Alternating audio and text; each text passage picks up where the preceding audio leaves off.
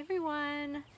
In this video, we are going to talk about farm life a little bit and something that surprised us about living here on the farm.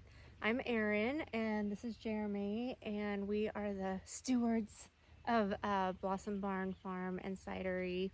And I don't know if you can see him or not, but this is Lil Bud, and he's real sweet. And then his sister Emmy is right behind us, and she's a little nervous. So tell us in the comments, you know, what you experienced or what was surprising to you when you first moved to a farm, or if you'd love to move to a farm someday, ask us a question. And it's a beautiful spring evening.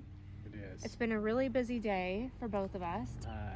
Started thinning the pear trees a little bit to select the best fruit, so that we don't wear these trees out and that they don't have a bad year next year, and all the fruit is nice and a little bit bigger.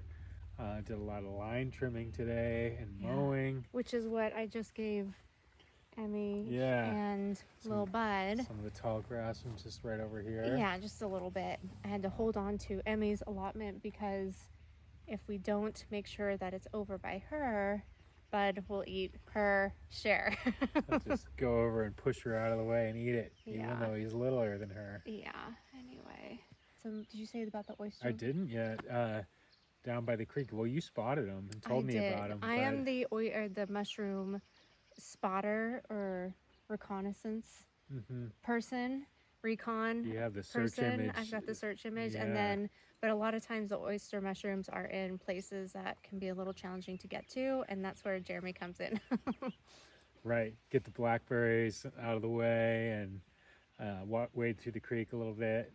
Yeah. So Jeremy actually took some footage of that, so we will share that soon. I don't know when, and we just finished eating about 2/3 of them, and you're drying the other bits. So. Yeah, I'm trying. This is an experiment, and I put some in the air fryer that seemed to get dehydrated actually really quickly. So, you know, people estimate it takes 6 or 8 hours, but I think it's only going to take like an hour, if that.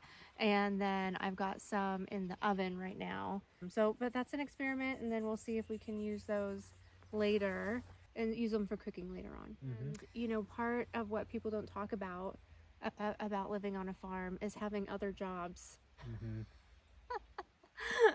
So to pay for these guys. To pay for these lovelies. And so I was actually on the computer on Zoom meetings and doing some work from like, oh gosh, well, not too bad. It was like 9 a.m. to 6:30 p.m. Tomorrow will be a little bit more relaxed, and I have flexibility tomorrow. So I probably will get to do some weeding because there's a lot of weeds happening here. And the ewes are getting sheared tomorrow. Oh, wow. Yeah.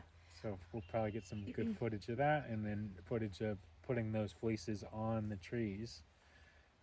We have about 50 fleeces already, and we'll get another 6 to put on this year. Nice. Yeah. The sheep are over there watching us. Yeah. Not so sure. No, not so sure. And they're going to be sheared, which is, it's always a little bit tough for them. It's a little shocking. It's they get it been once. Warm. Yeah. But it's actually mild right now, so they might miss their wool sweater. Yeah, but that's true. Last week they were just in the shade all the time. Yeah, because it was so hot being in their full fleece. Yeah. So full years. Yeah. Coat. Okay. So one thing we thought would be kind of fun and interesting to talk about is what is something that's surprising about farm life that maybe people wouldn't expect or wouldn't think about. I will just preface this by saying that I did not grow up on a farm or anywhere near a farm. And how about you, Jeremy?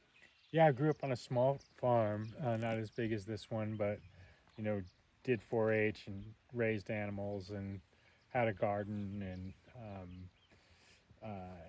juiced a bunch of apples, not pears, but, you know, so similar to this, even though, you know, mom and dad kind of took the lead on everything. But I was used to the mud and the death and the relentless nature of farm life. So, you know, for me, what's surprising about coming back to it is that it's really easy for me to get caught up and look around like, oh my God, I need to mow that, or I need to weed that, or I need to paint that, or whatever it is. You know, there's a lot of that you'll never be done unless we had more help. For me, the key thing is to look around. I mean, beautiful Oh my spot that we're gosh. in. Yeah, look at the sunset back there. And this is why we came here. This is why we wanted to do this. Well, we came here though for your family. Yeah, to keep the farm and the family, but Yeah. you know, that we wanted to be on a beautiful piece of ground and in a beautiful valley. Closer to nature. Closer to nature. Yeah. And there is a lot of that here. I mean, we have really cool birds that come and go. We have the Buller's Orioles that are back now. Right. Bullards. Is that how you say it? Is it Bullocks. Bullocks? Bullocks Orioles. Yeah. They're back and they're really cool. And the acorn woodpeckers are extremely active right now. We have lots of deer and lots of turkeys. Just like over the last month, there's been so many turkeys. And also looking really beautiful. We had a bald eagle and an osprey.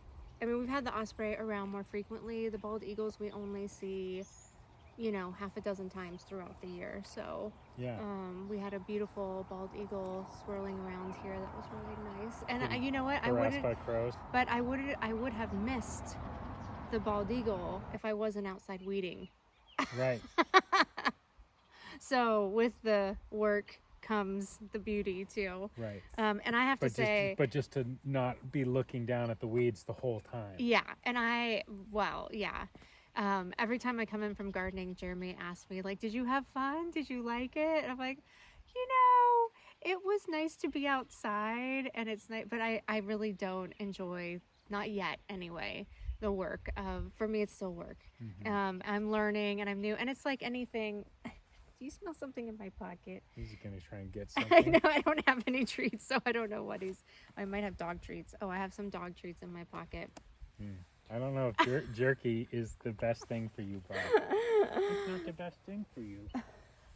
The thing that I've found and still find kind of the most surprising about living on the farm is just being witness to the cycle of life. And that, you know, farm animals die, the natural, you know, the wildlife around here dies, and, you know, we see like maybe deer remains that are left by a coyote or a cougar that got part of the deer but not all of it, or like you know, growing up in the suburbs in Southern California, I really didn't see a lot of that. It was a treat. Twice I saw coyotes when I lived down in Southern California, and like maybe a jackrabbit occasionally. Here, you know, every day we see wildlife, which is beautiful, but then also there's just the constant reminder that life is precious and that this is just a natural part of life.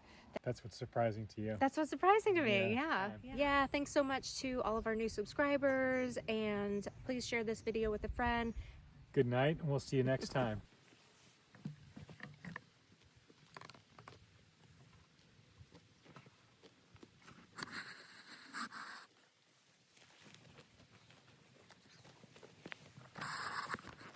Thanks so much for being here. Good night, or bye. See you later.